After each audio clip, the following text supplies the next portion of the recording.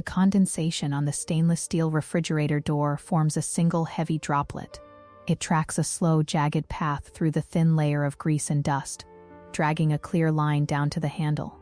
The light from the overhead recessed bulb reflects in the bead of water, a tiny, distorted white dot. The air in the kitchen is exactly 68 degrees.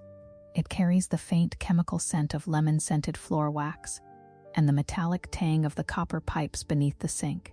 The clock on the wall does not tick.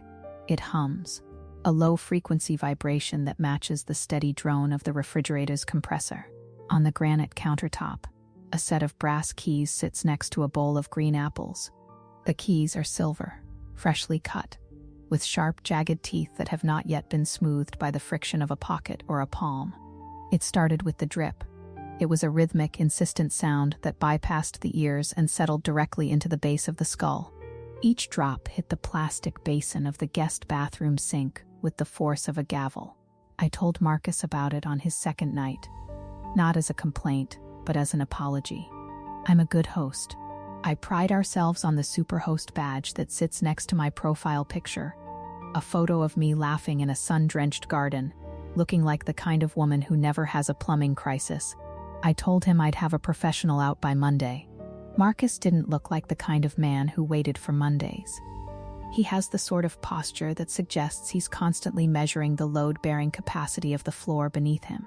He smiled, and it wasn't the practiced transactional smile of a short-term renter. It was the smile of a man who had noticed a loose thread on my sweater and was resisting the urge to reach out and trim it for me. He told me it was no trouble. He told me he liked to keep his hands busy. By Saturday morning, the drip was gone. He hadn't just replaced the washer. He had polished the chrome faucet until I could see the individual pores on my nose in the reflection. He'd also tightened the hinges on the vanity door. It didn't creak anymore. It didn't do anything. It moved with a silent, heavy precision that felt foreign in a house built in 1924. I thanked him, of course. I felt a flush of genuine relief. It's hard being a woman alone in a house this size, constantly listening for the sound of something wood rotting or wire fraying. Having him there felt less like hosting a stranger and more like having a silent partner in the upkeep of my own life. The strike plate on the front door is misaligned. He mentioned over coffee on Sunday. He'd bought the coffee. It was a dark, expensive roast that made my usual brand smell like burnt dirt. It's why you have to pull the handle upward when you lock it. It's a security risk, Sarah. A shim and a longer screw would fix the leverage. I laughed and told him I'd lived with that quirk for 5 years. I told him it was part of the house's charm, like the way the third stair always announced your arrival. He didn't laugh back. He just looked at the door with a squint of professional disapproval, as if the door were a patient with a treatable but neglected infection. It's about the integrity of the perimeter, he said softly. You shouldn't have to fight your own home to feel safe. That was the hook, to feel safe. He said it with such a lack of irony that I felt a sudden, sharp pang of shame for my own sloppiness. I'd been living in a state of good enough, and Marcus was offering me perfect. Why would I say no to perfect? By Tuesday, the front door closed with a muted, expensive thud. No more lifting. No more jiggling. He'd also replaced the weather stripping. The draft that usually haunted the hallway was gone, replaced by a vacuum-sealed stillness. I noticed he started leaving his room more often. He wasn't overstepping, he was improving. He fixed the loose floorboard in the pantry. He recaulked the tub. He reorganized the spice rack by volatile oil content. Each time I walked into a room, I found a small, tangible improvement. And with each improvement, a tiny piece of my own agency seemed to dissolve. I'd go to reach for the cumin, and my hand would hesitate, searching for its new logical home. I'd go to close a window, only to find he'd lubricated the track so thoroughly that the sash slid down with a ghostly ease that startled me. You're making me look bad, Marcus, I joked on Wednesday evening. We were in the kitchen. He was peeling an orange, the zest spraying a fine citrus mist into the air. He used a small, serrated knife he'd brought with him. My knives, he'd noted, were dangerously dull. I'm just a guest who appreciates a well-maintained environment, he said. He handed me a slice of the orange. It was perfectly segmented. No pith, no seeds. You have such a beautiful foundation here. It just needs someone to pay attention to the details. You're so busy, Sarah. I can see the toll the house takes on you. He was right. I was tired. My freelance editing work was piling up, and the constant mental inventory of what's breaking next was a weight I hadn't realized I was carrying until he started lifting the corners of it. It felt good to be looked after. It felt like a luxury. On Thursday, the smart system arrived.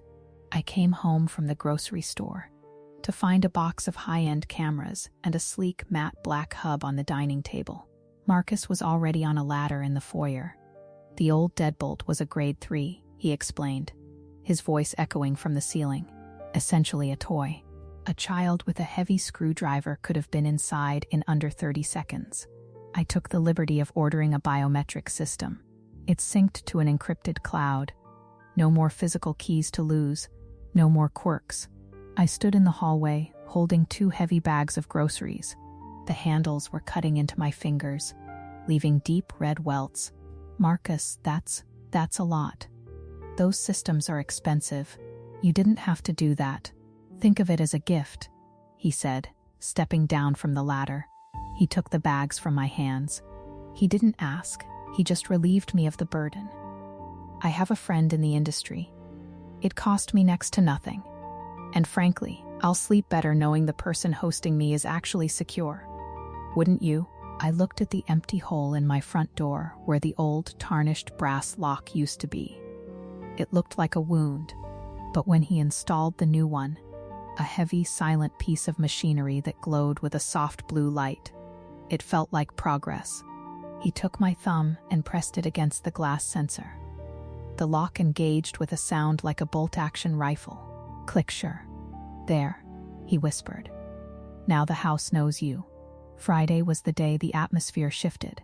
I woke up and realized I hadn't heard the coffee maker. Usually, the smell of that expensive roast drifted under my door by 7 a.m. I walked into the kitchen and found the counters bare. The bowl of apples was gone. The toaster was gone. Marcus was sitting at the kitchen table with a laptop. He wasn't wearing his usual handyman flannel. He was wearing a crisp white dress shirt, buttoned to the throat. "Where's the everything?" I asked, my voice sounding thin in the oversized room. "Clutter creates cognitive friction, Sarah," he said without looking up. I put the small appliances in the lower cabinets. It creates a cleaner line of sight. It's better for your focus. I moved toward the cabinet to get a mug. As I passed the sink, I noticed a small black dome mounted in the corner of the ceiling. A camera. "Is that in the kitchen?" "Total perimeter awareness," he said. "The app tracks movement patterns. It can even alert emergency services if it detects a fall or unusual inactivity. It's for your protection." I reached for the cabinet handle, but my hand stopped. I felt a sudden, irrational spike of heat in my chest. "Marcus, I think maybe we've gone a bit far. This is still my house. I like my toaster on the counter. I like my cognitive friction." He finally looked up. His eyes were the color of slate, cool and unblinking. "I understand change is difficult, but you have to admit, the anxiety you used to feel, the worrying about the locks, the leaks, the intruders, it's gone, isn't it?" "I wasn't that anxious," I lied. "You were vibrating with it," he said softly. He stood up and walked toward me. He didn't stop until he was well within my personal space. I could smell the lemon wax on his skin. "You were drowning in a house that was falling apart around you. I'm just providing the structure you were too tired to build for yourself." He reached past me and opened the cabinet. He pulled out a mug and set it on the counter. He didn't hand it to me. He placed it. "I've updated the access codes for the weekend," he said. "I noticed you had some guests scheduled for the garden suite. I canceled them. The security risk of rotating strangers is too high while we're still calibrating the sensors." "You canceled my bookings?" I felt the floor tilt. That was my mortgage payment. That was my grocery money. "Marcus, you can't do that. You're a guest. You're an Airbnb guest. I was a guest, he corrected gently. Now, I'm the person making sure you don't lose everything. If you'd checked your email, you'd see I've already transferred the equivalent of 3 months' rent to your account. Consider it a long-term lease. It's better this way. No strangers, no risks, just maintenance. I backed away from him, my heart hammering against my ribs like a trapped bird. I needed to get out. I needed to walk down the street, find a cafe, and think. I needed to call someone. I turned toward the front door. I pressed my thumb to the sensor. The blue light turned red. A low electronic buzz vibrated through the metal. I tried again, pressing harder. Blast. It's in lockdown mode, Marcus said from the kitchen. I didn't hear him move, but he was suddenly right behind me. I noticed some suspicious activity on the street-facing camera. A white van has circled the block twice. Until I can verify the threat, the perimeter is sealed. It's for the best, Sarah. You know how dangerous the world is getting. Open the door, Marcus.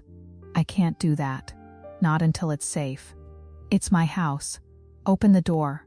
I grabbed the handle and pulled. But it was like pulling on a mountain. The door was part of the wall now. Marcus reached out and placed a hand on the wall next to my head. He wasn't touching me, but I could feel the heat radiating from his palm. You're getting emotional. That leads to poor decision-making. Why don't you go upstairs and lie down? I've already adjusted the climate control in your bedroom to 67 degrees. It's the optimal temperature for REM sleep. I looked at him, and for a second, I saw the exit mirage. I saw myself screaming, breaking a window, running to the neighbors. I saw the police arriving, and then I saw Marcus calm and rational, showing them the receipts for the repairs, the proof of the bank transfer, the superhost who had clearly had a mental breakdown and was being cared for by her devoted long-term tenant. I saw the security cameras that had recorded me being erratic while he remained the picture of domestic stability.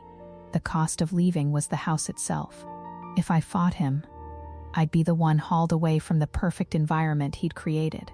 I looked down at the silver keys on the counter. They weren't for me. They were for the cabinets he hadn't locked yet. I am tired, I whispered. My voice felt like it belonged to someone else. Someone smaller, someone who didn't mind the cold. I know you are, he said. He reached out and tucked a loose strand of hair behind my ear. His fingers were cool. That's why I'm here. To take the variables out of your life. Go on, sleep. I'll handle the rest. I walked toward the stairs. Each step was silent. The third stair didn't creak. He'd fixed that too. I reached the landing and looked back down. Marcus was already back at the kitchen table, his silhouette framed by the harsh, perfect light of the LED strips he'd installed under the cabinets. He looked like he belonged there. He looked like the foundation. I went into my bedroom. The air was crisp, exactly 67 degrees. The heavy blackout curtains he'd hung were drawn tight, erasing the world outside. I lay down on the bed. The sheets were tight, tucked with military precision. I reached for the bedside lamp, but it wasn't there.